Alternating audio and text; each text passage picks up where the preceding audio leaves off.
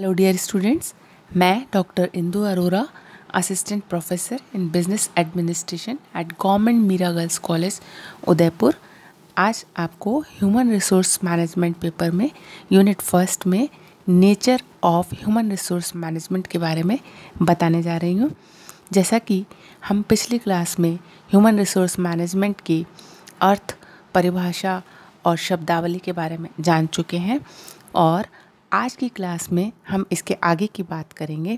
यानी आज की क्लास में हम पढ़ने जा रहे हैं नेचर ऑफ HRM, यानी कि मानव संसाधन प्रबंध की प्रकृति। तो शुरू करते हैं और जानते हैं nature of HRM। Nature of HRM में सबसे पहला जो बिंदु है वो है पीपल ओरिएंटेड, कि जो ह्यूमन रिसोर्स मैनेजमेंट है उसका मेन पॉइंट या केंद्र बिंदु ह्यूमन है, मानव है। इसकी सारी एक्टिविटीज़ ह्यूमन ओरिएंटेड होती है। इसका ऑब्जेक्टिव्स ह्यूमन का डेवलपमेंट करना होता है। It is the task of dealing with human relationship within an organisation. It is the process of achieving the best fit between individuals. It is the task of bringing people and organisation together. इसलिए इसको people oriented कहा गया है, क्योंकि इसका उद्देश्य मानवीय संबंधों को बेहतर तरीके से समझ के उनका बेहतर तरीके से उपयोग करना होता है।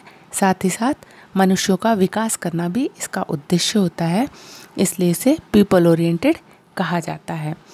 इसके नेचर का सेकंड पॉइंट है पर्वेसिव रिस्पॉन्सिबिलिटी, यानी कि यह एक सर्वव्यापक दायित्व या जिम्मेदारी या कार्य है। ह्यूमन रिसोर्स मैनेजमेंट एक ऐसा फंक्शन है जो प्रबंध की सभी शाखाओं के द्वारा अनिवार्य रूप से अपनाया जाता है। Human resource management function is all pervasive. Manpower management is pervasive responsibility inseparable from management. It is not the whole management, but it is a major subsystem in the total management subsystem, कि यह सारे प्रबंध में का एक महत्वपूर्ण हिस्सा होता है, और प्रबंध की कोई भी शाखा हो उसे सेवी वर्गीय प्रबंध यानी मानव संसाधन प्रबंध से संबंधित सभी कार्य करने होते हैं, जैसा कि मानव संसाधनों की योजना बनाना और निर्देशन करना, नियंत्रण करना, ये सभी कार्य प्रबंध की सभी शाखाओं के द्वारा किया जाता है। चाहे वह प्रबंध की कोई भी शाखा हो, उस शाखा में मानव संसाधन प्रबंध से संबंधित काम अनिवार्य रूप से किए जाते हैं, इसलिए इसको पर्वेसिव रिस्पॉन्सिबिलिटी या सर्वव्यापक कार्य कहा जाता है। इसके नेचर का अगला बिंदु है कि यह ह्यूमन ऑब्जेक्टिव रखता है, यानी इसका मानवीय उद्देश्य होता है। जैसा कि पहले बिंदु में कहा गया था कि यह पीपल ओरिएंटेड है, जिसमें इस बात के बारे में बात की गई थी कि जहाँ पर यह ह्यूमन रिलेशनशिप को एक्सप्लेन करता है और उसको बेहतर बनाने की कोशिश करता है, वहीं यह मानव का विकास करने से भी संबंध रखता है। तो इसीलिए इसको ह्यूमन ऑब्जेक्टिव भी कहा गया है। The main objective of human resource management is to help employees to develop their potentialities and capacities to the full, so that they can derive the greatest satisfaction from their work, कि कर्मचारियों को उनके कार्यों से अधिकतम संतुष्टि प्रदान करना मानव संसाधन प्रबंध का उद्देश्य होता है, जिससे कि वह अपनी प्रतिभा का विकास कर सके, जिससे कि वह अपना बेहतर कंट्रीब्यूशन दे सके। It attempts at getting the willing cooperations of the people for the attainment of the desired goals, कि निश्चित उद्देश्यों की प्राप्ति करने के लिए यह व्यक्तियों को अपना स्वैच्छिक सहयोग देने के लिए प्रेरित करता है। तो इस प्रकार से मानव संसाधन प्रबंध एक मानवीय उद्देश्य को लेकर कार्य करता है। इसकी अगली विशेषता या प्रकृति यह है कि यह स्टाफ फंक्शन होता है।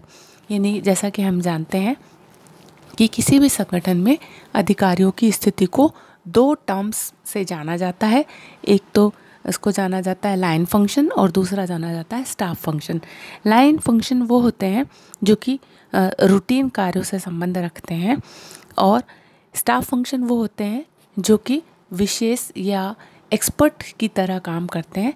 तो जो ह्यूमन रिसोर्स मैनेजमेंट है वो एक स्टाफ फंक्शन होता है और यह उच्चाधिकारियों को मानव संसाधन प्रबंध से संबंधित विषयों में अपनी विशेष राय और परामर्श प्रदान करता है। The staff personnel manager is there to assist, advice, counsel and guide the line manager in the performance of his functions. तो इस तरीके से यह विशेष राय देना, परामर्श देना और गाइडेंस देने का काम करता है, इसीलिए इसको हम स्टाफ फंक्शन के नाम से भी जानते हैं। इसके बाद हम बात करने जा रहे हैं कि ह्यूमन रिसोर्स मैनेजमेंट एक कोऑर्डिनेटिव फंक्शन होता है, यानी कि यह एक समन्वयकारी कार्य है। इसको समन्वयकारी कार्य इसलिए कहा जाता है कि यह एक सामान्य प्रबंध के साथ साथ उपक्रम के सभी विभागों में मानव संसाधनों की व्यवस्था से संबंधित कार्यों से सीधा जुड़ा होता है। इसीलिए इसको टॉप मैनेजमेंट का राइट आर्म भी कहा जाता है। तो इस तरीके से यह उच्च प्रबंधकों को संपूर्ण उपक्रम में मानव संसाधनों की व्यवस्था से संबंधित कार्यों में पूरी तरीके से जुड़ा होने के कारण इसको हम कोऑर्डिनेटिव या समन्वयकारी कार्य कहते हैं। In this role the personnel administrator and his department act as the right arm of the top executive to assure him that personnel objective and policies are being properly carried out by line managers। कि रेखा अधिकारियों के द्वारा ये सारे कार्य properly किए जा रहे हैं। इसके लिए जो मानव संसाधन प्रबंध है वह उच्चाधिकारियों या उच्च प्रबंधकों को पूर्ण सहयोग प्रदान करता है। इस तरीके से यह उपक्रम के सारे कार्यों में समन्वय की स्थापना करता है, इसलिए इसे कोऑर्डिनेटिव फंक्शन के नाम से जाना जाता है। An integral part of management, कि यह प्रबंध का एक महत्वपूर्ण हिस्सा होता है। Human resource management is an integral part of the general management. It shares the main objective of general management. It is heart of every managers job, इसलिए इसे हम integral part of the management कहते हैं। जैसा कि पहले भी कहा गया था कि प्रबंध की कोई भी शाखा क्यों ना हो, उसे मानव संसाधनों का प्रबंध तो करना ही होता है, इसलिए इसको प्रबंध का महत्वपूर्ण हिस्सा कहा गया है। अगली विशेषता या प्रकृति है इंडिविजुअल एंड ग्रुप ओरिएंटेड, कि यह वैयक्तिक एवं समूह अभिमुखी है। कि इस प्रबंध का जो उद्देश्य होता है वह व्यक्तियों का व्यक्तिगत रूप से और सामूहिक रूप से विकास करना होता है, और व्यक्तिगत रूप से उनका योगदान लेना और सामूहिक रूप से भी उनका प्रभावशाली योगदान प्राप्त करना इस प्रबंध का उद्देश्य होता है। Human resource management is concern with employees both as individuals and as cooperative group in attaining goals. It provides for employees satisfaction and growth as well as group goals, कि यह इंडिविजुअली भी व्यक्तियों को ग्रोथ देता है या देने के लिए यह कार्य करता है, उसी प्रकार से यह सामूहिक रूप से भी व्यक्तियों से योगदान लेने में अपना विशेष भूमिका को यह निभाता है। इसलिए इसको यह कहा जाता है कि यह वैयक्तिक और समूह अभिमुखी है। दोनों ही तरीके से यह कर्मचारियों से कार्य लेने में पारंगत होता है, इसीलिए कहा जाता है human resource management provides for employees satisfaction and growth as well as group goals, कि यह सामूहिक उद्देश्यों की प्राप्ति में भी सहायक होता है, साथ ही साथ यह वैयक्तिक उद्देश्यों की प्राप्ति में भी सहायक होता है। अब बात कर रहे हैं हम कंटिन्यूअस प्रोसेस की।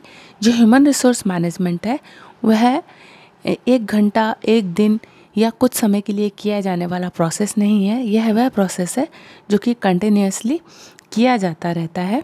तो इस प्रकार यह वह कार्य हुआ जो कि निरंतर रूप से जारी रहता है। इसको कंटिन्यूअस प्रोसेस के नाम से कहा जाता है। Personal management requires a constant alertness and awareness of human relations and their importance in everyday operations.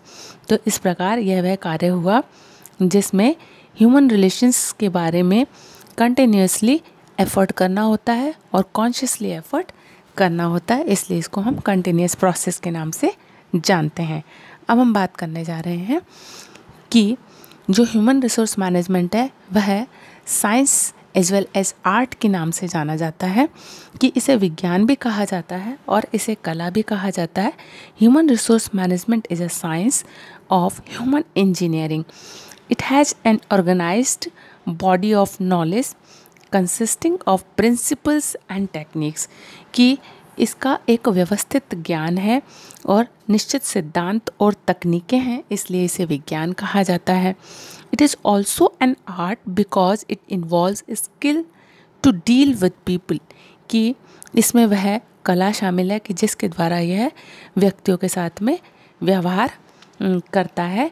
तो ऐसी कला होने के कारण, ऐसे स्किल और कुशलता की आवश्यकता होने के कारण इसको हम कला के नाम से भी जानते हैं। It maintains human relationships between organisation and the employee, इसलिए इसको science as well as art दोनों कहा जाता है। इंटरडिसिप्लिनरी नेचर, कि इसका जो नेचर है वह अंतर्विषयक है, इसमें इसके अंदर कई विषयों का समावेश होता है, यानी मानव संसाधन प्रबंधक को अनेक विषयों का उपयोग करना होता है या उसकी जानकारी उसे ज़्यादा सफल और कुशल बनाती है। It has its roots in social sciences. It uses concept drawn from various disciplines like psychology, sociology, anthropology, etc. It has borrowed principles from behavioral science also. तो इसीलिए इसको इंटरडिसिप्लिनरी नेचर के नाम से जाना जाता है, कि इसमें सभी विषयों में व्याप्त ज्ञान का उपयोग किया जाता है, इसलिए इसको हम इंटरडिसिप्लिनरी नेचर का कहते हैं।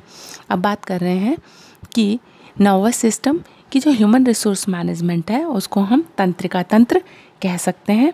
जिस तरीके से ह्यूमन बॉडी में नर्वस सिस्टम का महत्व होता है, सिमिलरली किसी भी मैनेजमेंट में या किसी भी व्यावसायिक संस्था में मानव संसाधन प्रबंध का जो स्थान होता है वो नर्वस सिस्टम के समान होता है। यह कोई बाहरी अंग नहीं है, बल्कि यह वह बेसिक पार्ट है, बेसिक मैनेजमेंट से जुड़ा हुआ मैनेजमेंट है जो किसी भी संस्था के सभी विभागों और प्रबंध की सभी शाखाओं से जुड़ा हुआ होता है। Although personal work is separate speciality, it is also at the heart of every manager's job. It is like nervous system in the human body. It is associated with basic management function. And the next is a new managerial discipline, कि यह प्रबंध की एक नई शाखा है। Human resource management is a new managerial discipline. It includes the philosophy of personnel and industrial relations, कि इसमें जो है विवर्गीय और औद्योगिक संबंधों का दर्शन या विचार शामिल है। इसमें जो स्टडी की जाती है वह कर्मचारियों की और औद्योगिक संबंधों की जाती है। तो इस प्रकार से यह एक नया मैनेजरियल डिसिप्लिन या प्रबंध की एक नई विधा है। तो इस तरह आज की क्लास में हमने ये जाना कि प्रबंध की प्रकृति कैसी होती है, या इसको मानव संसाधन प्रबंध की प्रकृति को कैसे जाना जा सकता है, जिसमें हमने जाना कि यह जो होता है ये पीपल ओरिएंटेड होता है और पर्वेसिव रिस्पॉन्सिबिलिटी वाला होता है, ह्यूमन ऑब्जेक्टिव्स रखता है, स्टाफ फंक्शन होते हैं, कोऑर्डिनेटिव फंक्शन होता है, इंटीग्रल पार्ट ऑफ मैनेजमेंट होता है और इंडिविजुअल एंड ग्रुप ओरिएंटेड होता है।